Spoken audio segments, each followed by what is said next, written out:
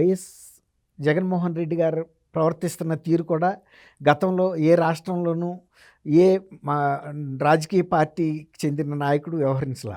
కాబట్టి ఈయన వ్యవహార శైలి ఎలా ఉంటుంది అనేది ఎవరు కూడా ఊహించలేకపోతున్నారు. అంత తేడాగా అంటే తేడా అంటారు చూసారా? అన్నీ తేడాగానే ఉన్నాయి. ఆయన అధికారంలోకి వచ్చి ముఖ్యమంత్రిగాను తేడాగానే పరిపాలించాడు. ఆయన ప్రతిపక్షంలో ఉండి తేడాగానే వ్యవహరించాడు. రెండోసారి ప్రతిపక్ష హోదా రాలేదని ఆయన అసెంబ్లీ సమావేశాలకి ఎళ్ళనని భీష్మించాడు.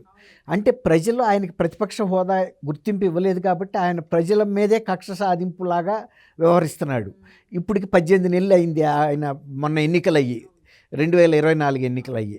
తర్వాత ఎన్నికల్లో రెండే పార్టీలు ఉన్నాయి శాసనసభలో. ఒకటి తెలుగుదేశం 164 స్థానాలతోనూ, 11 స్థానాలతో వైఎస్ఆర్సీపీ మాత్రమే ఉన్నాయి. మిగిలిన ఎవ్వరికీ అసలు ప్రాతినిధ్యం లేదు. కనీసం ఇతర పార్టీలకు కూడా ప్రాతినిధ్యం ఉంటే వాళ్ళైనా ప్రజా సమస్యల్ని శాసనసభలో ప్రస్తావిస్తారు. మరి ఈయన ఇంతవరకు ఆయన వెళ్ళలేదు, మిగిలిన శాసనసభ్యులను కూడా వెళ్ళొద్దని భీష్మించుకున్నాడు.